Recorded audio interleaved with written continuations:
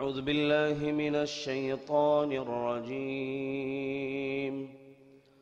بسم الله الرحمن الرحيم.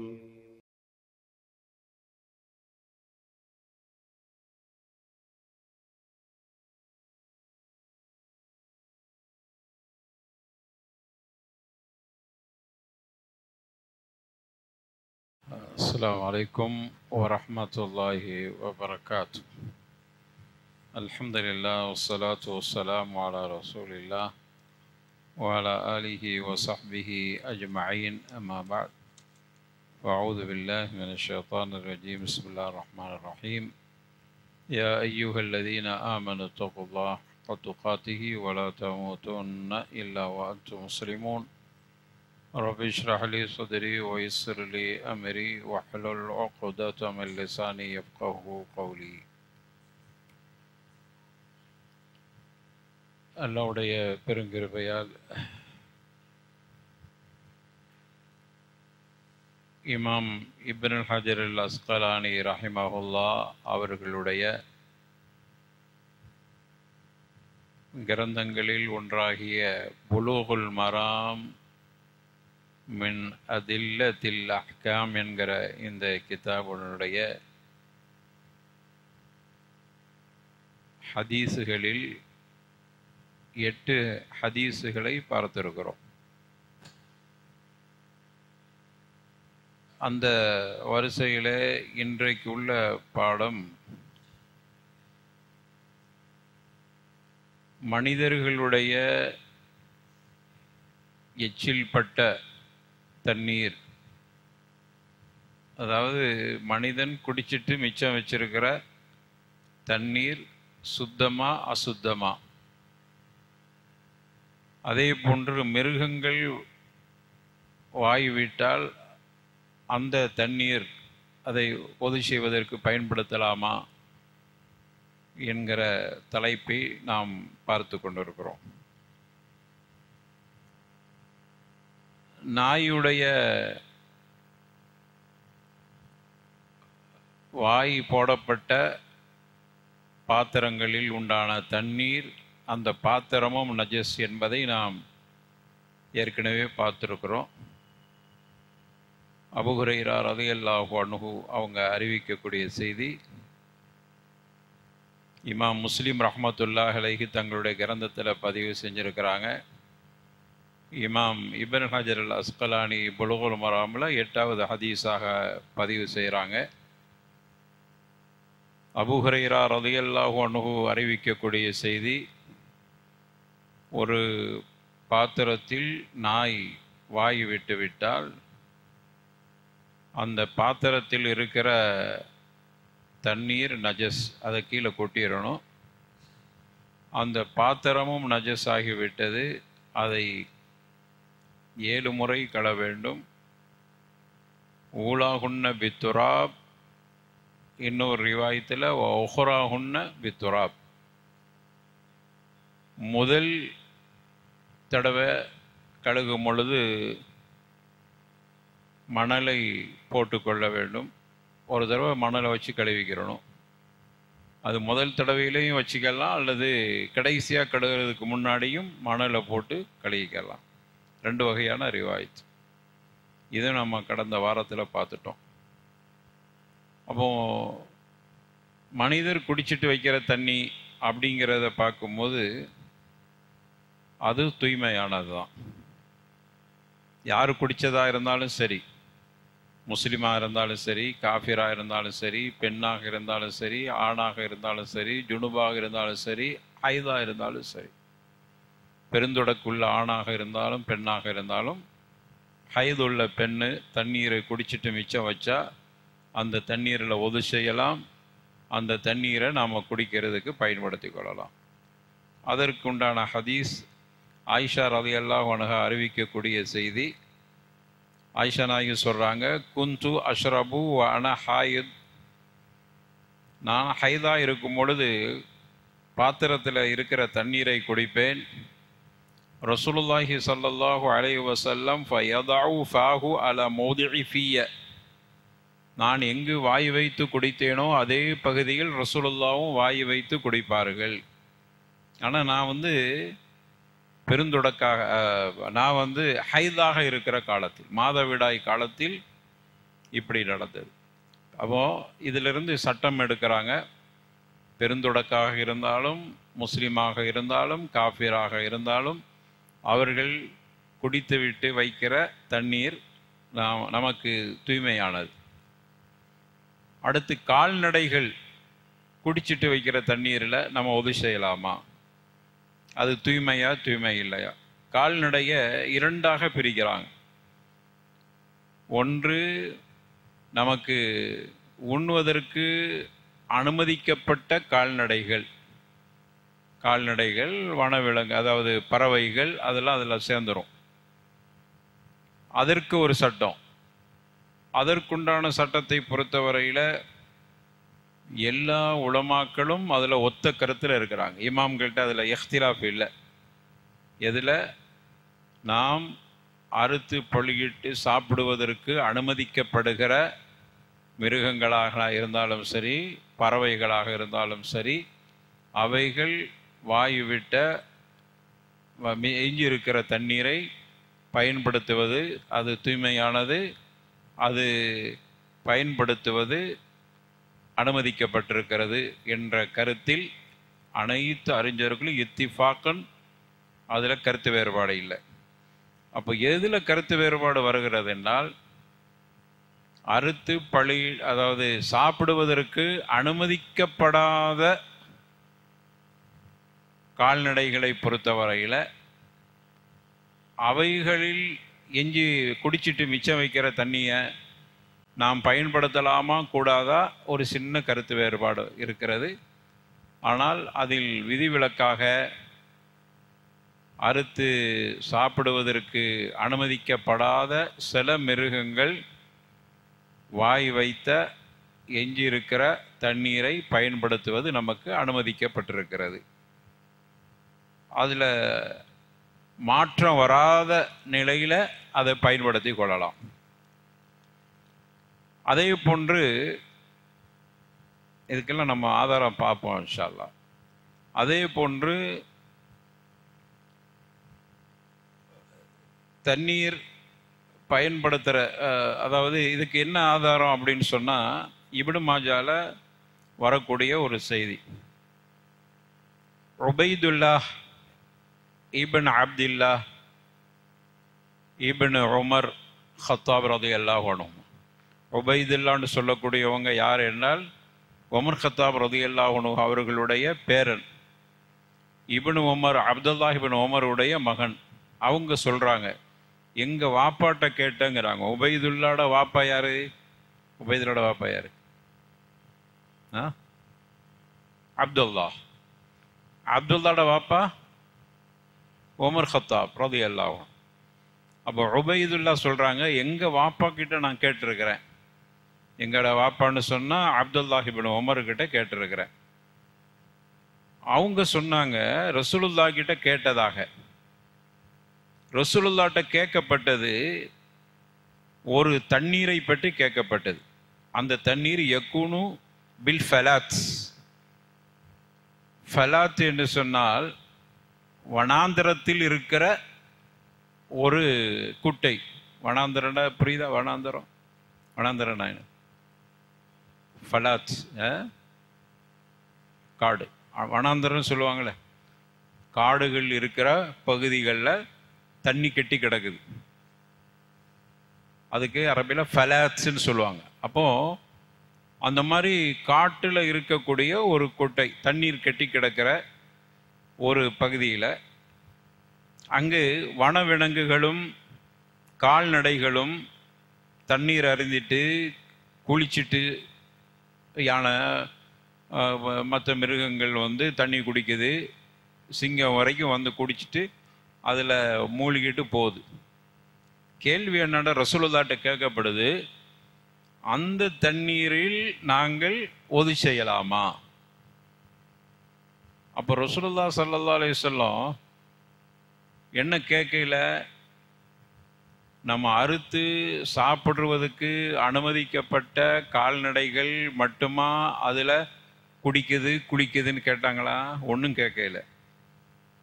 ஒரே வரியா சொல்லிட்டு போயிட்டாங்க. இதா பலகல் மாஉ குல்லத்தைனி லம் யுனஜ்ஜிஸ்ஹு ஷைஉன் அப்படின்ட்டாங்க.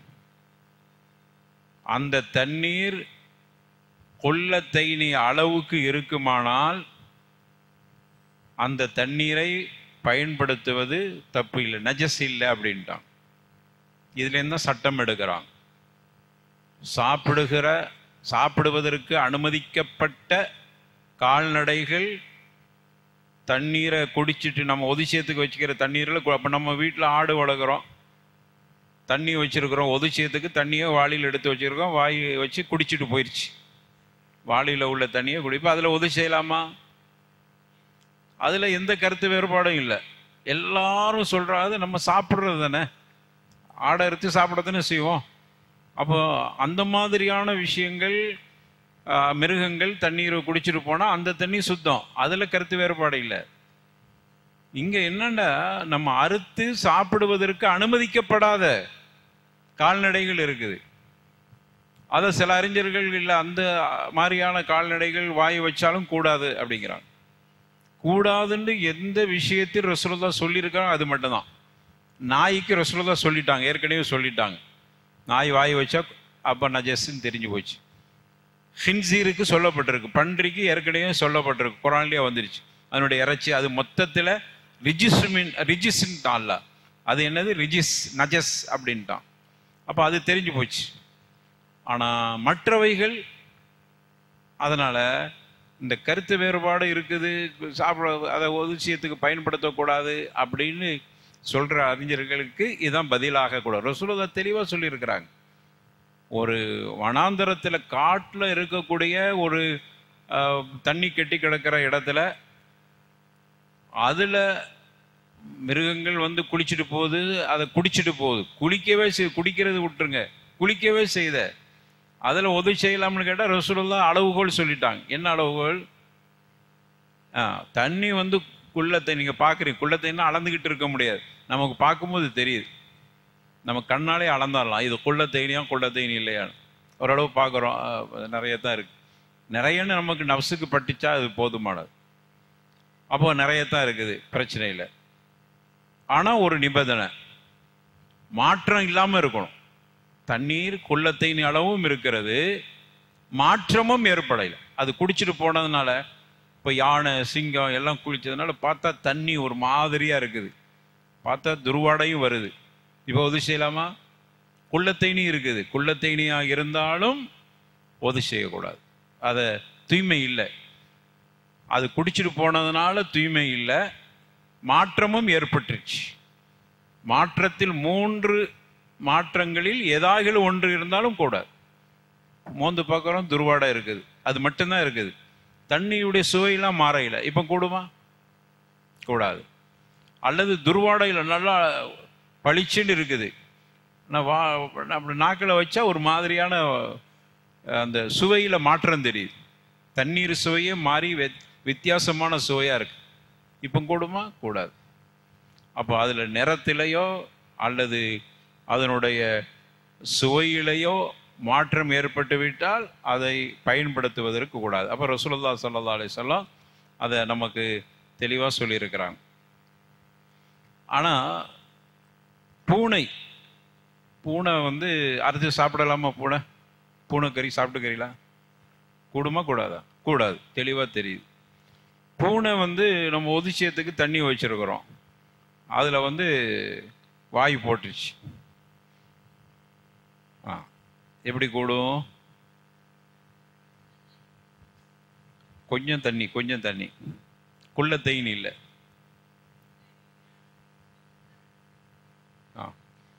நம்ம ஏற்கனவே சொல்லி இருக்கிறோம், அறுத்து சாப்பிடுவதற்கு அனுமதி இல்லாத கால்நடைகளோ மற்ற வனவிலங்குகளோ தண்ணீரை குடித்தால் அந்த தண்ணீர் அசுத்தமாகாது, குள்ளத்தைன் என்கிற அளவை எட்டி இருக்கும்போது. நம்ம ஒரு வாளியில் வச்சிருக்கிறோம், பூனை வந்து குடிக்குது, இதுக்கு ரசூலுல்லாஹி ஸல்லல்லாஹு அலைஹி வஸல்லம் தெளிவாக சொல்லிட்டாங்க பூனைக்கு. அதை இமாம் அஸ்கலானி ரஹிமஹுல்லா அந்த ஹதீஸை இங்கே பதிவு செய்கிறாங்க. தஹாரத்துல் ஹிர்ரா, பூனை தூய்மையானது அப்படின்ட்டு பதிவு செய்கிறாங்க. 9வது ஹதீஸ், வன் அபி கதாதா ரலியல்லாஹு அன்ஹு அன்ன ரசூலுல்லாஹி ஸல்லல்லாஹு அலைஹி வஸல்லம் கால ஃபில் ஹிர்ரதி. ஹிர்ரத்துன்னா பூனை, கித்தா அல்லது ஹிர்ரா, அதுக்கு பல பேர் இருக்குது. லோக்கல் அரபியில் அங்கே என்ன சொல்லுவாங்க, பிஸ்ஸா, பிஸ்ஸா பூனை, ஹிர்ரா அல்லது கித்தா. அல்லாஹ்வுடைய தூதர் ஸல்லல்லாஹு அலைஹி வஸல்லம் சொல்கிறாங்க, அதில் தான் அபூ ஹுரைரா ஹிர்ரா. அப்போ பூனை விஷயத்தில் இன்னஹா லைசத்து பி நஜஸ், அது நஜஸ் இல்லை. இன்னமா ஹிய மீன தவ்வாஃபீன அலைக்கும், காரணம் சொல்லிட்டாங்க. ஏன் நஜஸ் இல்லை? நஜஸ் இல்லைன்னா சாப்பிடுவதற்கு தடை. பூனை நஜஸ் இல்லை, அதை நம்ம சாப்பிடவும் கூடாது. ஏன் அது நஜஸ் இல்லை தெரியுமா? மின தவ்வாஃபீன், அது நம்மளை தவாஃபுசி, நம்மளை சுற்றி சுற்றி வரக்கூடிய ஒரு மிருகமாக இருக்கிறதுனால அது நமக்கு தடை இல்லை அப்படின்னு ரசூலுல்லாஹ் காரணம் சொல்லிட்டாங்க. உங்களை சுற்றி சுற்றி வருகிறது அப்படின்னாங்க. அது மட்டும் இல்லாமல் ரொம்ப தெளிவாக கத்தாதா இதனுடைய தொடர் ஹதீஸை நம்ம பார்க்கும்போது தெளிவாக வருகிறது. கப்ஷா என்று சொல்லக்கூடிய அந்த பெண்மணி, கப்ஷா பின்த் கஅப் இப்னு மாலிக். கப்ஷா அபூ கதாதா அவங்களுக்காக வேண்டி ஒது செய்வதற்கு தண்ணியை ஊற்றி வைக்கிறாங்க. அப்படி ஊற்றி வைக்கும்போது ஃபஜாஅத்து ஹிர்ரா, அங்கே ஒரு பூனை வந்தது. ஃபஷரிபத் மின்ஹு, அதிலிருந்து தண்ணீரை குடித்தது. கப்ஷா சொல்கிறாங்க, ஒதுச்சியத்துக்கு தண்ணி வச்சோம், பூனை தண்ணியை குடிக்குத அப்படின்ட்டு நினச்சிட்டு இருக்கும்போது அபூ கத்தாதா சஹாபி, அவர் சஹாபி, கப்ஷா தாபியா. அப்போ அவங்க தண்ணியை ஒதுச்சியத்துக்கு சஹாபி வர்றாங்கன்னு தண்ணியை வச்சுருக்காங்க, பூனை குடிக்குது. இவங்களுக்கு ஒரு மாதிரி ஆயிடுச்சு. ஆனால் இவங்க என்ன பண்ணாங்க, அபூ கத்தாதா பக்கத்தில் போய் உட்கார்ந்துட்டு பூனையை பற்றி விடாமல் பூனை குடிக்கிறதுக்கு அந்த பாத்திரத்தை சாய்த்து அப்படி சாய்க்கிறாங்க. சாய்ச்சா இன்னும் குடிக்கிறதுக்கு வசதியாக இருக்கும். தண்ணி தட்டுற மாதிரி இருக்குது, சாய்க்கிறாங்க. சாய்ச்சி ஃபஸாலஹல் இனா ஹத்தா ஷரிபத், அது குடிக்கிற அளவுக்கு அப்படியே சாய்ச்சி வைக்கிறாங்க. அப்போது கப்ஷா சொல்கிறாங்க, ஃபரஆனி உந்துரு இலைஹி, அதை பார்த்துக்கிட்டே இருந்தேன்னா அதை அபூ கத்தாதா புரிஞ்சுக்கிட்டு என்ன கேட்குறாங்க, அத்தஅஜபீன இப்னத்த அஹி, எனது சகோதரின் மகளே, உனக்கு ஆச்சரியமாக இருக்குதா? நான் பூனைக்கு ஒதுச்சேர தண்ணியை குடிக்கிறதுக்கு நான் அதுக்கு ஏதுவாக செஞ்சுக்கிட்டு இருக்கிறேன், குடிக்கிறதுக்கு நான் அனுமதிக்கிறத பார்த்து உனக்கு ஆச்சரியமாக இருக்குதா அப்படின்னு கேட்டவுடனே நான் சொன்னேன், ஆமாம், அதான் பார்த்துக்கிட்டு இருக்கிறேன். ஒதுச்சேர தண்ணியில் இந்த மனுஷன் தெரியாமல் பூனை வாய் போட்டதுன்னு பார்த்தா இவரே குடிக்க கொடுக்குறாரு, எனக்கு ஆச்சரியமாக தான் இருக்குது அப்படின்னு நான் சொன்னேன். உடனே அபூ கதாதா சொன்னாங்க, இன்னஹா லைசத் பி நஜஸ். அப்போ தான் ரசூலுல்லாஹ் சொன்ன ஹதீஸை சொல்கிறாங்க, இது நஜஸ் இல்லை, இன்னஹா ஹிய மின தவ்வாஃபீன அலைக்கும். ரசூலுல்லாஹ் ஸல்லல்லாஹு அலைஹி வஸல்லம் சொல்கிறாங்க, உங்களை சுற்றி வருகிற ஒரு கால்நடையாக இருக்கிறதுனால இது நஜஸ் இல்லை அப்படின்னு ரசூலுல்லாவே தெளிவுபடுத்தி இருக்கிறாங்க. அதனால் இது நஜஸ் இல்லைன்னு எங்களுக்கு தெளிவுபடுத்துனாங்க. அது குடிச்சிட்டு போன பிறகு அந்த தண்ணியிலே ஒது செஞ்சுட்டாங்க. அப்போ பூனைக்கு தெளிவாக நமக்கு ஹதீஸ் வந்துருச்சு. மற்ற கால்நடைகளை பொறுத்தவரையில் அதற்கு மேலே சொன்ன ஃபலாத்தில் ஒரு காடுகளில் இருக்கக்கூடிய குட்டைகளில் தண்ணீரை மிருகங்கள் குளிச்சுட்டு போனாலும் குடிச்சிட்டு போனாலும் அதை வாழ 3 அம்சங்கள் இல்லாத வரைக்கும் அந்த தண்ணீரை கொள்ள தண்ணியாக இருந்தால் பயன்படுத்திக்கலாம் என்பது நமக்கு இந்த செய்திகளின் மூலமாக தெரிகிறது. அப்போ இது தண்ணீர் விஷயத்தில். அப்போ கோழி தண்ணி குடிக்குது, கொடுமா ஒது செய்கிற தண்ணியில் கொடு. அதே போன்று எதற்கு ஓடக்கூடிய இரத்தம் இல்லையோ அவைகள் தேனி, வண்டு, அதே மாதிரி இது மாதிரியான சில பூச்சிகள், அதெல்லாம் உளுந்துச்சுன்னா நஜஸ் இல்லை. உளுந்து செத்துட்டாலும் நஜஸ் இல்லை. ஏன்னு சொன்னால் அதற்கு சுயமாக ஓடக்கூடிய இரத்தம் இல்லாதது. அதனால் அந்த மாதிரியான பூச்சிகள் உணவுப் பொருள்களிலோ அல்லது அதில் மருத்துவ ரீதியாக ஏதாவது கேடு இருக்கான்னு சொல்லி மருத்துவர்கள்ட்ட கேட்டுக்கிற வேண்டியதான். மார்க்க ரீதியாக அதில் எந்த தடையும் இல்லை. இப்போ குடிக்கிறதுக்கு தண்ணி வச்சுருக்குறோம், ஒரு தேனியோ ஒரு வண்டு வந்து உளுந்துருச்சு தண்ணியில். இப்போ அந்த தண்ணியை குடிக்கலாமா? குடிக்கலாமான்னு மார்க்க அறிஞர்கள்ட்ட கேட்க தேவையில்லை. ஏன்? அது கூடுண்டு ஆயிடுச்சு. இப்போ என்ன சந்தேகம் தான் நமக்கு இருக்குது? மருத்துவ ரீதியாக ஏதாவது பிரச்சனையா மருத்துவர்கிட்ட கேட்டுக்கிறோம். வண்டு உளுந்த தண்ணியை குடித்தா உடலுக்கு ஏதாவது உபாதை ஏற்படுமா? ஷரியத்தில் பிரச்சனை இல்லை. அதே போல் நம்ம வந்து மார்க்கத்தின் அடிப்படையில் பிரச்சனை இல்லைங்கிறது மட்டும் இல்லை, ஆரோக்கிய ரீதியாக ஏதாவது பிரச்சனை வருதான்னு மட்டும் கேட்டுக்கிற விடுவோம். அதுவும் பிரச்சனை இல்லைன்ட்டா குடிச்சிக்கலாம், இல்லை ஒது செய்கிறதுக்கு பயன்படுத்திக்கலாம், அது தூய்மையானதான். அதே போன்று அடுத்தது, அப்போ இதுதான் வந்து ஒது செய்கிற தண்ணி சம்பந்தமான பாடங்கள் இதெல்லாம். இப்போ அடுத்த ஹதீஸ் இமாம் அஸ்கலானி ரஹிமஹுல்லா 10வது ஹதீஸாக ஒரு ஹதீஸை பதிவு செய்கிறாங்க. அனஸ் இப்னு மாலிக் ரலியல்லாஹு அன்ஹு قال جاء أعرابي وبال في طائفة المسجد. ஒரு கிராமப்புற அரபி பள்ளிவாசலில் வந்து சிறுநீர் கழித்து விட்டாள். இப்போ ஜஸரஹுன்னாஸ், மக்களெல்லாம் அவரை கண்டிப்பதற்கு தயாராகிவிட்டார்கள்.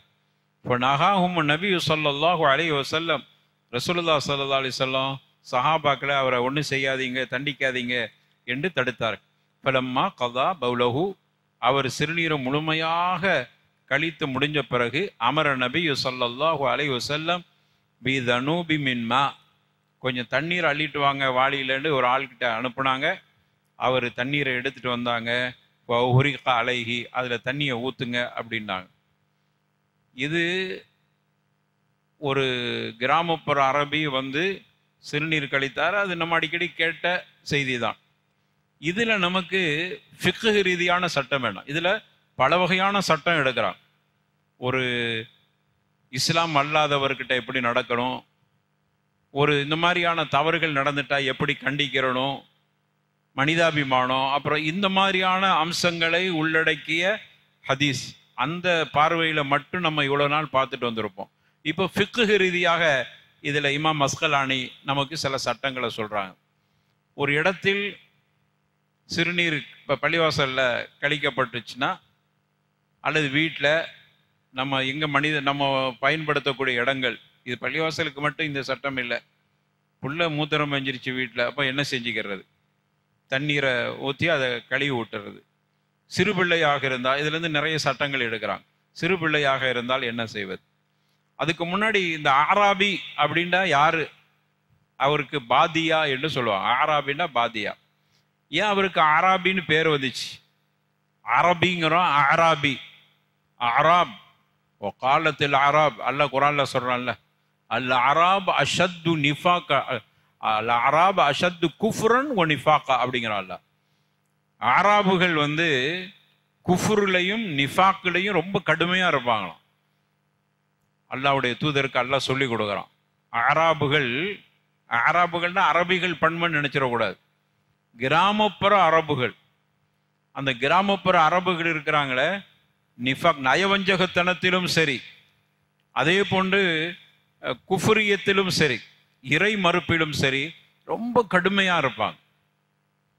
அதற்கு காரணம் என்ன அப்படின்னு சொன்னா, அதனால தான் அவருக்கு ஆராப்னா பாதியான்னு அர்த்தம். பாதியானா பது, பது பதவிங்கிறாங்களோ. ஒரு காலத்துல பதவின்லாம் பேர் வைப்பாங்க. சையத் அஹ்மது பதவி.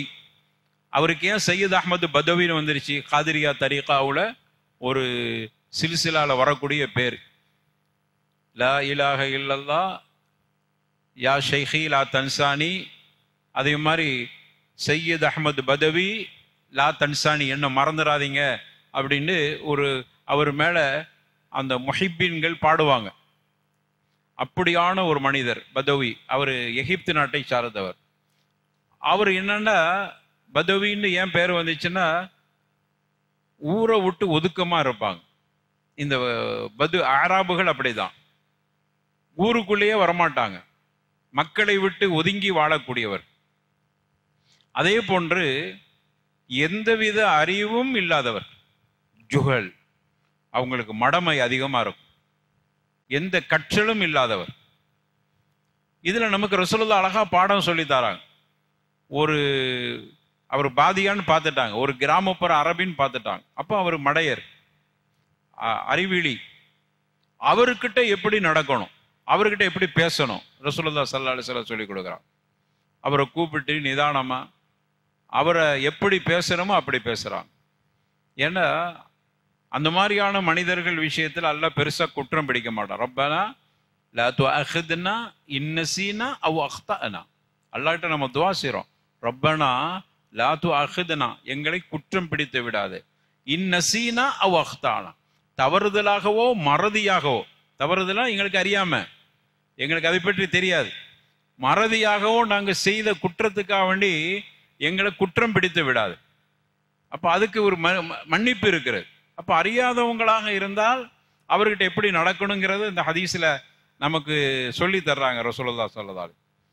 அதே போன்று இந்த கிராமப்புற அரபி சிறுநீர் கழித்ததுக்கு ரசூலுல்லாஹி ஸல்லல்லாஹு அலைஹி வஸல்லம் அந்த இடத்தையே அப்படி தோண்டி அதை மாற்றணும்லாம் சொல்லல.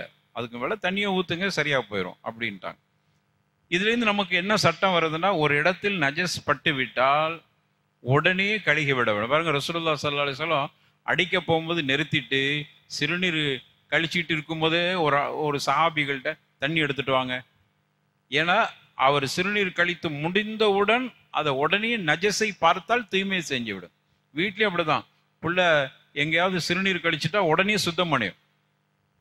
அதை அப்படியே போட்டு அதை காஞ்சி அதுக்கு பிறகு அதில் யாரெல்லாம் கால் படுதோ ஈரக்கால் பட்டு அது நம்முடைய நமக்கு நஜஸாகி போகிற இடங்கள்ல தடம் போகிற இடங்கள்லாம் நஜஸாக போயிடும். அப்போ இந்த ஹதீஸில் இருந்து நமக்கு ஒரு சட்டத்தை சொல்லித்தராங்க. நஜஸ் பட்டு விட்டால் உடனே அப்புறம் கழுவிக்கிறோன்னு இல்லாமல் உடனே கழுவிடுங்க. அதே போன்று சிறுவர்களாக இருந்தால் சிறுநீர் கழிக்கக்கூடிய பிள்ளை, சிறு பிள்ளைகளுடைய சிறுநீரை பற்றி என்ன சட்டம்? சிறுநீர் உடைய சட்டத்தை எடுத்துக்கொண்டால் சின்ன பிள்ளைகளுடைய சிறுநீர் தூய்மையானது அப்படின்னு பல அறிஞர்கள் சொல்றாங்க. பல அறிஞர்கள் தூய்மையானதுன்னு சொல்றாங்க. ஆனா சரியான கருத்து என்னன்னா, எல்லா சிறுநீர்களும் அசுத்தமானது தான். இதுதான் தெளிவான சட்டம். இமாம்கள்ட்டே கருத்து வேறுபாடு சிறுநீரை பொறுத்தவரையில். நான் ஏன் இந்த கருத்து வேறுபாடை இங்க சொல்றேன்னா, ஒரு ஹதீஸ் தெளிவா இருக்கும் பொழுது இமாம்கள்ட்ட கருத்து வேறுபாடு வருகிறது என்னால் நம்ம எதைத்தான் எடுக்கணும்? ஹதீஸை தான் எடுக்கணும். அந்த கருத்து வேறுபாடுகளை பற்றி நாம கவலைப்பட தேவையில்லை. ஆனா அறிஞர்கள், அதுல இமாம் ஷாஃபி ரஹ்மத்துல்லாஹி அலைஹி அவங்க கூட சிறுவர்களுடைய சிறுநீர் அது நஜஸ் இல்லை அப்படிங்கிற ஒரு கருத்தை சொல்லியிருக்கிறாங்க. அதே மாதிரி சில அறிஞர்கள் சொல்லியிருக்கிறாங்க. இப்ப நம்ம என்ன புரியணும்னா, சிறுவர்களுடைய சிறுநீர் அது நஜஸ் தான். ஆனால் அதுல வித்தியாசம் இருக்கிறது. அந்த சிறுவர்களுடைய சிறுநீர்ல பொம்பளை பிள்ளையுடைய சிறுநீர், ஆண் பிள்ளையுடைய சிறுநீர் ரெண்டுக்கு வித்தியாசம் நமக்கு கொடுக்கப்பட்டிருக்கு. பொம்பளை பிள்ளைகளுடைய சிறுநீராக இருந்தால் அந்த சிறுநீர் பட்ட இடத்தை தண்ணீர் ஊற்றி கழுக வேண்டும். ஆண் பிள்ளையுடைய சிறுநீராக இருந்தால் அந்த பகுதி, இப்போ நம்ம ட்ரெஸ்ஸில் நம்ம பிள்ளை மூத்திரம் பெஞ்சிருச்சுன்னா ஆம்பளை பிள்ளையா பொம்பளை பிள்ளையான்னு பார்க்கணும். அது ஆம்பளை பிள்ளையா இருந்தால் அந்த இடத்துல தண்ணீர் எடுத்து தொளிச்சு விட்டுக்கிட்டா போதும். ரஷ் அப்படி தண்ணியை கையில் முக்கி அப்படி தொளிச்சுட்டா அந்த இடம் முழுக்க தொடச்சி அப்படி தொளிச்சு விட்டுட்டா போதும். கசக்கி புளியணும், தண்ணியை ஊற்றணும்னு தேவையில்லை. ஆண் பிள்ளையா இருந்தால். பொம்பளை பிள்ளையுடைய மூத்திரமாக இருந்தால் அந்த இடத்தை அப்படியே கழுக வேண்டும். எந்த பொம்பளை பிள்ளை எந்த ஆம்பளை பிள்ளை அதுக்கு நமக்கு குறிப்பு கொடுக்கப்பட்டிருக்கு. ரசூலுல்லாஹ் ஸல்லல்லாஹு அலைஹி வஸல்லம் சொல்றாங்க, எந்த பிள்ளை ஆம்பளையா இருக்கட்டும் பொம்பளை பிள்ளையா இருக்கட்டும் பாலை தவிர வேறு உணவை உட்கொள்ளாத பிள்ளையா இருக்கும். பாலை மட்டும்தான் குடிக்குது. பாலையும் குடிக்கும், ரொட்டியும் சாப்பிடும், சோத்தையும் சாப்பிடும். அந்த மாதிரி பொம்பளை பிள்ளை ஆம்பளை பிள்ளை இல்லைன்னா எல்லாத்துக்கும் மாதிரி உள்ள சட்டம் தான். ஆனா பாலை தவிர இது அப்போ பிறந்த கொஞ்ச நாள்ல உள்ள பிள்ளை 1 வயசு 2 வயசு வரைக்கும் பாலை தவிர எதையும் குடிக்க இல்லைன்னா ஆம்பளை பிள்ளை பொம்பளை பிள்ளையில வித்தியாசம் இருக்கிறது. பெண் பிள்ளையாக இருந்தால் அது சிறுநீர் கழித்த இடத்தை கழுக வேண்டும். ஆண் பிள்ளையாக இருந்தால் பாலை மட்டும் வேற எதையும் குடிக்காத பிள்ளையாக இருக்கும்போது அந்த இடத்தில் சிறுநீர் பட்ட இடத்தில் தண்ணீர் தொளிச்சு விட்டா போதும். இதுக்கு காரணத்தை அறிஞர்கள் எழுதுறாங்க. ஏன் ஆம்பளை பிள்ளைக்கு பொம்பளைக்கு வித்தியாசம் கொடுத்தாங்க? 2-3 காரணம் சொல்றாங்க. ஹதீஸில் உள்ளது இல்லை. நம்ம அந்த காரணம் பொருத்தமா இருக்கான்னு பார்த்துக்கிறோங்க. அதுக்கு காரணம் என்னன்னா, நாங்கள் எங்கள்கிட்ட அரபுகள்கிட்ட வழக்கம் இருந்துச்சான், ஆம்பளை பிள்ளைய எல்லாரும் தூக்குவாங்களாம், பொம்பளை பிள்ளைய குறிப்பிட்டவர்கள் மட்டும்தான் தூக்குவாங்க. இன்னைக்கும் கூட சின்ன பிள்ளையா இருந்தாலும் அரபு நாடுகளில் உள்ள பிள்ளைகள், குறிப்பாக சவுதி அரேபியாவில், மற்ற நாடுகளில் கூட பிரச்சனை இல்லை. சின்ன பொம்பளை பிள்ளைய நம்ம என்ன செய்வோம்? பொம்பளை பிள்ளை சின்ன பிள்ளையா இருந்தால் என்ன செய்வோம்? பிள்ளைய பார்த்தா என்ன செய்வோம்? யார் வீட்டு பிள்ளையா இருந்தாலும் கண்ணத்தை கிள்ளி நம்ம அதை மாதிரிலாம் சவுதியில் உள்ள பொம்பளை பிள்ளையெல்லாம் அப்படி செஞ்சிட முடியாது. அவன் செஞ்சிட்டாலும் அப்படியே பார்ப்பாங்க வித்தியாசம். அது மார்க்க ரீதியான பிரச்சனை இல்லை, அவங்களுடைய உணர்வு ரீதியான பிரச்சனை. அப்போ அவங்கள்ட்ட அந்த வளமையில் அப்படி ஒரு பிரச்சனை இருக்குது. வளமையில் பெண் பிள்ளை விஷயத்தில் ஆண் பிள்ளை விஷயத்தில் ஒரு பார்வை இருந்திருக்கு, ஷரியத் ரீதியாக இல்லை. ஏன்னா நம்ம பார்த்த வரைக்கும் ஷரியத்துடைய உலமாக்களாக இருந்தாலும் சரி, பொம்பளை பிள்ளை அப்படி அப்படி கிள்ளி முத்தம் கொடுக்கும் அப்படி பார்த்துக்குருவாங்க. நமக்கு அது வித்தியாசமாக இருக்கும். நம்ம அப்படி பார்த்தோன்னா எப்படி இருக்கும்? நம்ம அங்கே ஷேகுமார்களுடைய பிள்ளைகளை கூட அப்படி பண்ணோன்னா அவங்களுக்கு தெரியும் தப்பு செய்ய மாட்டாங்க, இருந்தாலும் அவங்களோட மனசு உறுத்துது, அப்படி பார்ப்பாங்க. அப்போ இவங்க சொல்ற காரணத்தை பார்க்கும்போது எங்களில் பழக்கம் பெண் பிள்ளைகளை அதிகமாக தூக்குற பழக்கம் இல்லை. தூக்குறதுன்னா எல்லாரும் தூக்கி கொஞ்சிற பழக்கம் இல்லை. ஆனால் ஆம்பளை பிள்ளைகளை அதிகமாக தூக்கி கொஞ்சுவாங்க. அதனால நபிகள் நாயகம் ஸல்லல்லாஹு அலைஹி வஸல்லம் அதனால கூட சொல்லியிருக்கலாம், தூக்கி கொஞ்சிற அவ்வளோ பேருக்கு கஷ்டத்தை கொடுக்க கூடாதுங்கிறதுக்காக வேண்டி ஆண் பிள்ளை மூத்திரமாக இருந்தால் அதை தொளிச்சுக்கிட்ட. இவங்க சொல்ற காரணம் தான், அந்த அறிஞர்கள் சொல்ற காரணம் தான். ரசூலுல்லாஹ் காரணம்லாம் சொல்லல. ரசூலுல்லாஹ் சொன்னது என்ன? இத கானல் ரசூலுல்லாஹ் அப்படி சொல்றாங்க, யுஹ்ஸலு மின் பவுலில் ஜாரியா, பெண் பிள்ளைக்கு மூத்திரத்தை கழுக வேண்டும். வயுன்லஹு மின் பவுலில் குலாம், ஆண் பிள்ளைக்கு மூத்திரத்தில் தண்ணீரை தொளிச்சால் போதுமானது அப்படின்னு ரசூலுல்லாஹ் சொல்லி முடிச்சுட்டாங்க. அந்த பிள்ளை பாலை தவிர எதையும் உட்கொள்ளாத பிள்ளையாக இருந்தால் அப்படின்ட்டாங்க. இவங்களா கருத்து சொல்றாங்க. இது ஒரு கருத்து. இரண்டாவது கருத்து, அந்த சிறுநீர் இது வேண்டாம் இருக்கலாம் நான் நினைக்கிறேன். சிறுநீரை பொறுத்தவரையில பெண் பிள்ளையினுடைய சிறுநீர் இருக்குத, அது ஒரு இடத்தில் சிறுநீர் கழிச்சிட்டா அந்த இடத்துல மட்டும்தான் நிற்குமா, அது அப்படியே பரவாது. அது ஏண்டா கொஞ்சம் கடினத்தன்மை கொஞ்சம் அதிகமாக இருக்குமா. இது இருக்கலாம், இது வேண்டாம் இருக்கலாம், வெயிட்டு கூட இருக்குமா. ஆம்பளை பிள்ளை மூத்திரத்துக்கும் பொம்பளை பிள்ளை மூத்திரத்துக்கும் அந்த இடத்துல மட்டும்தான் அது பெருசாக ஓடாது, பரவாது, அந்த இடத்தில் மட்டும் நிற்கும். ஆனால் ஆம்பளை பிள்ளை மூத்திரம் கொஞ்சம் பரவிடும். அதனால அது கொஞ்சம் கஷ்டம் தானே சுத்தம் செய்வதுக்கு. அதனால தண்ணீரை தொளிச்சு விட்டுருங்க அப்படின்னு அது ஒரு காரணமா இருக்கலாம் என்கிற ஒரு கருத்தை வைக்கிறாங்க. அல்லது கடைசியான ஒரு கருத்து, இது இந்த கருத்தை சொல்லுவது யாருன்னா இப்னு பாஸ் ரஹிமஹுல்லாஹ் சொல்றாங்க. அவங்க அழகா சொல்றாங்க, ஹிக்மத்து, இதுல என்ன ஹிக்மத்துங்கிறது, அதனுடைய ஹக்கீகத்து, ஹிக்மத்தினுடைய நுட்பத்தினுடைய உண்மை நிலை லா யஅலமு இல்லல்லாஹ், முடிஞ்சிச்சு. அல்லாஹ்வை தவிர வேறு யாருக்கு? நம்மலாம் கருத்து சொல்லிட்டுலாம் இருக்கக்கூடாது. கரெக்டு தான். ரசூலுல்லாஹ் சொல்லிட்டா ஆமன்னா நம்ம அப்படியே ஏத்துட்டு போயிடணும். கருத்து சொல்றது அல்லாஹ்வுடைய தூதர் தான் சொல்லணும். நமக்கு கட்டளை அப்படியே பின்பற்றிட்டு போறதும் இதுதான் எங்களுடைய கருத்துங்க. இதுதான் நம்முடைய கருத்து. அதுதான் இது. ஒரு இப்படியான கருத்துக்கள்லாம் சொல்லப்படுது. ஆனால் எனக்கு தெரிய சில ஆய்வுகள் சொல்லப்படுகிறது, பெண் பிள்ளையினுடைய சிறுநீர் கொஞ்சம் நஜஸ் கூட இருக்கிற மாதிரி, அதாவது கொஞ்சம் கடினத்தன்மை இருக்கிறது. ஆண் பிள்ளையினுடைய சிறுநீர் கொஞ்சம் இலகிய தன்மை உள்ளதாகவும் கொஞ்சம் வாடை அதில் கூடுதலும் இதில் குறைவும் இருக்கிற ஒரு ஆய்வை நான் பார்த்துருக்கிறேன். அது வல்லாஹு அலம். ஆனால் ஏதோ ஒரு ஹிக்மத் இருக்கு. ஏதோ ரசூலுல்லாஹ் சொல்ல, இதில் ஆம்பளை பிள்ளை பொம்பளை பிள்ளைன்னு வேறுபடுத்தி ரசூலுல்லாஹ் சொல்லல. அப்படி புரிஞ்சுக்கிற கூடாது. ஆண் அடிமைத்தனம் சொல்லுவாங்க, பெண் அடிமைத்தனம், ஆண் ஆதிக்கம் அப்படிங்கிற கண்ணோட்டத்தில் இது பார்க்க முடியாது. இதில் அறிவியல் ரீதியான அம்சங்கள் இருக்கலாம். நமக்கு தெரிஞ்சது ரசூலுல்லாஹி ஸல்லல்லாஹு அலைஹி வஸல்லம் சொல்றது. அப்போ இதான் சட்டம். சின்ன பிள்ளையாக இருக்கக்கூடிய பிள்ளைகளை கையாளக்கூடிய குறிப்பாக தாய்மார்கள் பாலை தவிர வேறு எதையும் குடிக்காத பிள்ளைகளாக இருந்தால், ஆம்பளை பிள்ளையாக இருந்தால் அந்த இடத்துல மட்டும் தண்ணீரை ரஷ் பண்ணிக்கிறங்க, தொடச்சிட்டு அப்படியே தொளிச்சிட்டு அந்த ஆடையோடையும் நீங்கள் தொழுதுகலாம். அல்லது பொம்பளை பிள்ளையாக இருந்தால் அதை லேசாக தண்ணியை ஊற்றி கசக்கி அது ஓட விட்டுட்டா போதுமானது. இது சிறுவர்களுடைய சிறுநீர் சம்பந்தமான சட்டம். அடுத்தது 11வது ஹதீஸ். அது ஒரு பலகீனமான ஹதீஸை பதிவு செஞ்சு அவங்களே ஃபீஹி லஃபுன் அப்படின்னு போட்டுட்டாங்க. அதனால பலகீனமான ஹதீஸாக இருக்கிறதுனால நம்ம அதை எடுக்கல, அதை விட்டுருவோம். அப்போ 12வது ஹதீஸ் அபூ ஹுரைரா ரலியல்லாஹு அன்ஹு அறிவிக்கக்கூடிய செய்தி.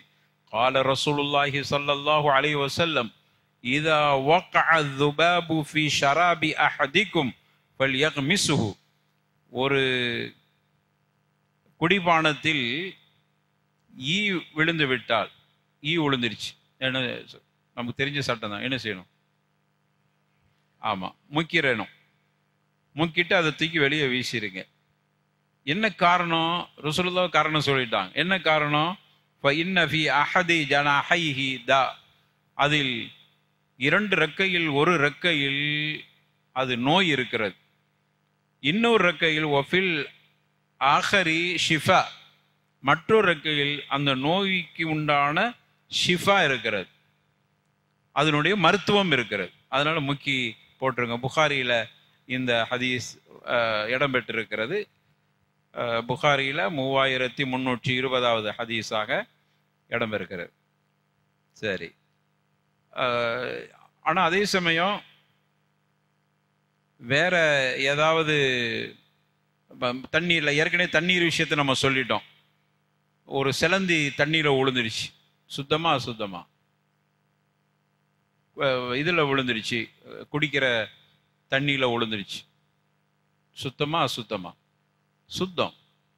குடிக்கிறதா குடிக்கிறதுக்கு கூட, அது குடிக்கலாமா குடிக்கக்கூடாதாங்கிறத மருத்துவ ரீதியாக நம்ம மருத்துவர்கிட்ட கேட்டுக்கிற விட, ஷரியத் ரீதியாக கூடும். அதை தூக்கி போட்டுட்டு ஒது செஞ்சால் எதுவும் பிரச்சனை வராதாங்கிறது மருத்துவர்கிட்ட கேட்கலாம், மார்க்க ரீதியாக கூடும். அப்போ ஈக்கு மட்டும் ரசூலுல்லாஹ் சட்டம் சொல்லிட்டாங்க, ரசூலுல்லாஹ்வே சொல்லிட்டாங்க, அதை முக்கி போட்டுட்டு குடிங்கன்ட்டாங்க. இதை வச்சுக்கிட்டு நம்ம எப்படி சட்டம் எடுத்துடக்கூடாது? ஒரு தேள் விழுந்துட்டா அப்பையும் முக்கி வெளியே போடுறோம் அப்படின்னு நம்ம புரிஞ்சுக்கிற கூடாது. அதுல எல்லாம் ஆனால் அது சுத்தமாண்டா சுத்தம்தான். ஆனால் அதை பயன்படுத்தாதது மருத்துவ ரீதியாக ஏதாவது பிரச்சனை இருக்கான்னு நம்ம பார்த்துக்கொள்ளணும். சரி, அல்லாஹு ஆலம். அடுத்த 13வது ஹதீஸ். இங்கே ஒரு வித்தியாசமான ஒரு ஹதீஸை பதிவு செய்கிறாங்க. ஆனால் அபி வாக்கிதில் லைசி ரலியல்லாஹு அன்ஹு அவங்க அறிவிக்கக்கூடிய செய்தி. இந்த அபு வாக்கித் இவங்களுடைய பேர் ஹாரிஸ் இப்னு அவுஃப் அப்படின்னு இவங்களுடைய பேர். பத்ர் போரில் கலந்துருக்கிறாங்க. இவங்க மரணிக்கிற பொழுது 68 அல்லது 65 ஹிஜ்ரி, 68. சின்ன ஒரு கருத்து வேறுபாடு இருக்குது, 65 68ங்கிறதுல ஒரு சின்ன சந்தேகம் இருக்குது. சரி, அவங்க அறிவிக்கிறாங்க, மா குத்தியா மினல் பஹீமத்தி ஒஹிய ஹையா ஃபஹுவ மையத்துன். ஒரு உயிரோடு இருக்கிற கால்நடை, அதனுடைய ஒரு பாகம் வெட்டப்பட்டிருக்கிறது. உயிரோடு இருக்கிற கால்நடை, அதில் உள்ள ஒரு காலோ காதோ தனியாக வெட்டியாச்சு. இப்போ அது சுத்தமாக நஜஸா? அது உயிரோடு இருக்குது. ஆடு உயிரோடு இருக்குது, ஆடு உயிரோடு இருக்குது. ஆட்டுடைய காது அறுக்கப்பட்டாச்சு, அறுத்து கையில் வந்துட்டு. இப்போ அந்த காதை நம்ம கையில் வைக்கலாமா வைக்கக்கூடாது? நஜஸா நஜஸா இல்லையா? ஏன்? அது உயிரை வைக்குது. ஆட்டை தொட்ட நஜஸா இல்லைதான்? அப்போ காதை தொட்ட நஜஸுங்கிறீங்க. ரசூலுல்லாஹ் அதைத்தான் சொல்றாங்க, எந்த கால்நடையினுடைய உறுப்புகளில் ஒரு பகுதி வெட்டப்பட்டு விட்டால் அந்த வெட்டப்பட்ட அந்த உறுப்பு நஜஸ், மையத்துக்கு சமன்ட்டாங்க. மையத்து தான், அது ஹயாத்தா இருந்தாலும் இது மையத்து தான். சரி, இதுல இருந்து நம்ம என்ன சட்டங்கள்லாம் எடுக்கப்படுது அப்படின்னு பார்த்தா, ஒரு சரி மீனுடைய தலையை துண்டை வெட்டியாச்சு, வெட்டினோடனே செத்துருச்சு. இப்போ அந்த தலை நஜஸா சுத்தமா? ஏன் சாப்பிட்றதுக்கு அர்த்தம் இருக்கா? தக்பீர் சொல்லி அர்த்தம், அல்லாஹ் அக்பர் சொல்லியா? அது ரெண்டுக்கு மட்டும் அனுமதி இருக்கு. ஒன்று வெட்டுக்கிளி, இன்னொன்று கடல் சார்ந்த இந்த மாதிரியான மீன் போன்றவைகள். அது செத்து போயிட்டாலும் செத்ததையும் சாப்பிடலாம். மீன் செத்ததை சாப்பிடலாம், செத்ததுன்னு சாப்பிட்டுட்டு இருக்கிறோம். ஆனால் மற்ற கால்நடைகளோ மற்ற மிருகங்களோ அறுத்து சாப்பிடணும், அப்பதான் அதை சாப்பிட முடியும். அதனால மீனோ வெட்டுக்கிளியோ நமக்கு பிரச்சனை இல்லை.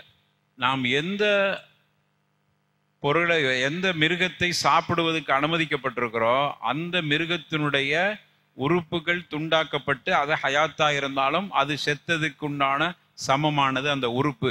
அதை தொட்டா நஜஸ் தான், அந்த இடத்த கழுவிடணும்.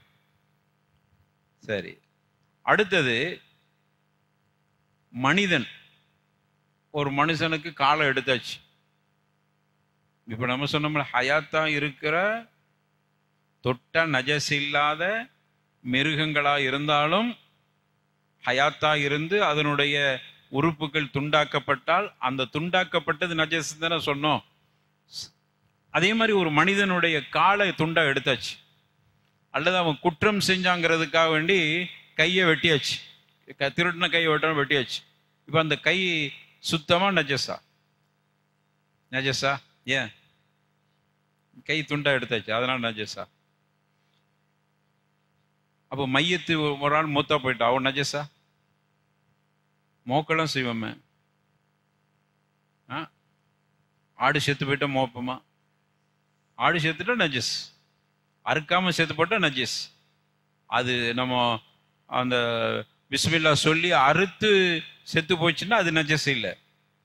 ஆனால் அறுக்காம அதே செத்து போச்சுன்னா நஜஸ். மனுஷன் அப்படியா? அப்போ மனுஷனுடைய உறுப்புகள், அவன் ஹயாத்தா இருக்கிறான், அவனுடைய உறுப்பு துண்டாக்கப்பட்டுட்டா அது என்னதுதான்? தூய்மையானது. ஏன்? அவன் மூத்தா போனாலும் தூய்மையா இருக்கான். எதை மாதிரி? மீன் மாதிரி. மீன் செத்து போனாலும் அது சுத்தம் தானே. அது மாதிரி மனுஷன் அவன் மூத்தா போனாலும் தூய்மையானவன். ஆனால்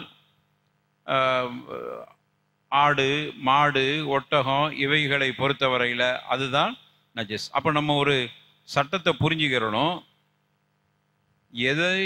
எதனுடைய எந்த உயிர் உள்ள நமக்கு அனுமதிக்கப்பட்டவைகளாக இருந்தாலும் அது செத்துட்டா நஜஸு, மனுஷனை தவிர. அதே போன்று அது உயிரா இருக்கும் பொழுது அது துண்டாக வெட்டப்பட்டாலும் அந்த உறுப்புகளும் நஜஸ். இது பொதுவான சட்டம். இப்போ இங்க என்ன கேள்வினா, ஒரு மனிதனுடைய கால் துண்டாக்கப்பட்டு விட்டால், ஹயாத்தா இருக்கிறார், துண்டாக்கப்பட்டு விட்டால் அதை என்ன செய்யணும்னா புதைச்சிடணும். அதை தொலை வைக்கணுமா? அந்த காலுக்கு தொலை வைக்கணுமா? ஆளை ஹயாத்தா இருக்கிறார், ஹயாத்தா இருக்கிறவங்க அதை ஒன்றும் செய்ய தேவையில்லை. சரி, அதே சமயம் அவர் ஏதோ ஒரு வனவிலங்கால் கொல்லப்பட்டு விட்டார். பார்த்தா எங்கேயோ காட்டுக்கு போனார், அவரை புலி கடிச்சிருச்சுன்னு சொல்லிட்டாங்க. இப்போ நமக்கு ஆள் எங்கே இருக்கான்னு தெரியல. ஆனால் திடீர்னு தேடி பார்க்கும்போது அவருடைய கை மட்டும் கிடச்சிச்சு. இப்போ என்ன செய்யுது? அந்த கையை அடக்கம் பண்ண தொலை வைக்கணுமா? தொலை வைக்கணும். ஏனென்றால் அவர் அசல்ல தொலை வைக்கப்படவில்லை. அப்போ இது நமக்கு தூய்மை சம்பந்தப்பட்ட பாடத்தில் அறிஞர்கள் இந்த கருத்தை பதிவு செய்கிறாங்க. அப்போ ஒரு மனிதனை பொறுத்தவரையில் அவர் அடக்கப்படும் முன்னாடி தொலை வைக்கப்பட்டு அடக்கப்பட்டால், அடக்கப்பட்ட பிறகு நமக்கு இப்போ பாடி கிடச்சிட்டு, ஆனால் அவருடைய கை இல்லாமல் கிடச்சிச்சு, தொழு வச்சு அடக்கிட்டோம். இப்போ கை கிடைக்குது, 2-3 நாள் கழிச்சு கை மட்டும் தனியாக கிடைக்குது. இப்போ தொலை வைக்கணுமா கைக்கு? ஏன்? ஏற்கனவே அவரை தொலை வச்சு அடைக்கிட்டோம். இப்படி பாருங்க, ஒருத்தர் ஆளையே காணோம், நமக்கு தெரியுது அது ஏதோ மிருகத்தால் அவர் வேட்டையாடப்பட்டிருக்காங்கிறது உறுதியாக தெரியுது. அவரை பார்க்குறோம், கிடைக்கல, மிருகம் எல்லாத்தையும் சாப்பிட்டுருச்சுன்னு நினைக்கிறோம். அடுத்த நாள் அவருடைய காலோ கையோ மட்டும் தனியாக கிடைக்கிது. இப்போ தொலை வைக்கணுமா? தொலை வைக்கணும். ஏன்? அவர் தொலை வைக்கப்படவில்லை. இது பொதுவான ஒரு விதி. சரி, இதுதான் இந்த கால்நடைகள் துண்டாடப்பட்ட உறுப்புகள் விஷயமாக சொல்லப்படுகிற சட்டம். இப்போ அது அடுத்த கேள்வி வேணா, கோழி ரெக்கை, கோழி ஹயாத்தாக இருக்குது, சேவல் நம்ம அந்த காலத்தில் எடுத்து அப்படி காது குடையத்துக்கு பயன்படுத்துவாங்க. இப்போ நீங்கள்லாம் வேற அந்த இதெல்லாம் வச்சுலாம் பண்ணுறீங்க. நாங்கள்லாம் சின்ன பிள்ளைகள் காது குடையத்துக்கு எதான் எடுப்போம்? கோழி ரெக்கை, சேவலுடைய ரெக்கை எடுத்து அதை அப்படியே பிச்சு அதனுடைய ஓரத்தில் மட்டும் அந்த ரெக்கையினுடைய இதெல்லாம் இருக்கும், அப்படியே காது குடையும், அப்படியே சுகமாக இருக்கும். இப்போ சொல்கிறான்ல, நீங்கள் காது குடையும் போது அதில் உள்ள அழுக்கு சேர்ந்து உள்ளே உட்காந்துக்கிறேன்னு சொல்லி. ஆனால் அதில் அப்படி வராது, அழுக்கு மட்டும்தான் வரப்போ. அது நல்ல ஆரோக்கியமான விஷயந்தான். சரி, இப்போ இங்கே நமக்கு மசாலா என்னன்னா, அது ஹயாத்தாக இருக்குது, தனியாக பிரிச்சிட்டோம். இங்கே ஹதீஸில் என்ன சொல்கிறாங்க ரசூலுல்லாஹ், எந்த மிருகத்தினுடைய உறுப்புகள் தனியாக்கப்பட்டு அந்த மிருகம் ஹயாத்தாக இருந்தாலும் அந்த உறுப்பு நஜஸ் அப்படின்னு சொன்னாங்கல்ல. இப்போ நமக்கு கேள்வி என்னன்னா, கோழி ரெக்கை அல்லது இதை மாதிரியான மயில் ரெக்கையெல்லாம் இருக்குல்ல. இன்னும் சொல்லப்போனால் மயில் சாப்பிட்றதா சாப்பிடக்கூடாதா, அதில் 2 கருத்து இருக்கிறது. சாப்பிடக்கூடாதுன்னு வச்சுக்கிறோம், சட்டம் மாற்றப்படி உலமாக்கள்கிட்ட இஃப்திலாப் இருக்குது. ஆனால் நம்ம நாட்டுடைய சட்டப்படி மயிலை சாப்பிடக்கூடாது. நம்ம நாட்டோட சட்டப்படி சாப்பிட்டா குற்றம்.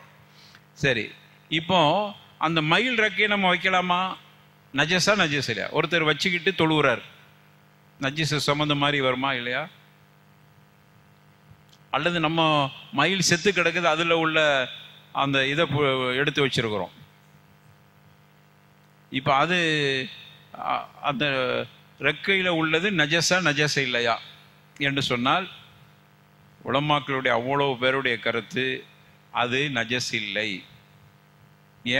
ஏன் நஜஸ் இல்லைன்னா, ஏன் நஜஸ் இல்லை? உங்களுக்கு ஏற்கனவே ஒரு சட்டம் சொல்லியிருக்கிறோம். ஏன் நஜஸ் இல்லை?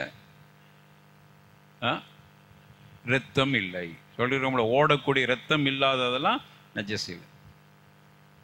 வீட்டில் ஒரு பாச்சான் செத்து கிடக்குது, நம்ம கையை பிடிச்சி தூக்கி போட்டால் ஒன்று அருவறுப்பு அல்லது கையில் அதனுடைய ஏதாவது அலர்ஜி மாதிரி வந்துருங்கிறதுக்காக கையெல்லாம் தூக்கி போட மாட்டோம். ஆனால் அப்படி தூக்கி போட்டால் நஜஸா? செத்து போனது நஜஸ் இல்லை. ஆனால் அதை நம்ம ஏன் அது நஜஸ், செத்து போயிடுச்சே, செத்தாலும் அது நஜஸ் இல்லை, காரணம் இரத்தம் இல்லை. அப்போ அதே மாதிரி தான் இந்த இறகுகளுக்கு சிறகுன்னு சொல்கிறோம்ல, ரீஷா, அந்த ரீஷாக்களுக்கு இரத்தம் அங்கே பாயாத காரணத்தால் அவைகள் எல்லா உலமாக்களுடைய கருத்து அது நஜஸ் இல்லை. இது பொது விதி. அடுத்து இந்த நஜஸுடைய பாடம் முடிஞ்சிச்சு. ஆணியா, பாத்திரங்கள் சம்பந்தமான பாடம். இந்த பாத்திரங்கள், எந்தெந்த பாத்திரங்கள் பயன்படுத்தலாம், எந்த பாத்திரங்கள் பயன்படுத்தக்கூடாதுங்கிற விஷயத்தை இமாம் அஸ்கலானி ரஹிமஹுல்லா பாபுல் ஆணியான்னு ஒரு தலைப்பு போட்டிருக்கிறாங்க. இன்ஷா அல்லாஹ் வரக்கூடிய வாரம் அந்த தலைப்பில் பார்ப்போம். முடிச்சுக்கிறோமா? சுப்ஹானக்கல்லாஹும்ம வபிஹம்திக அஷ்ஹது அல்லா இலாஹா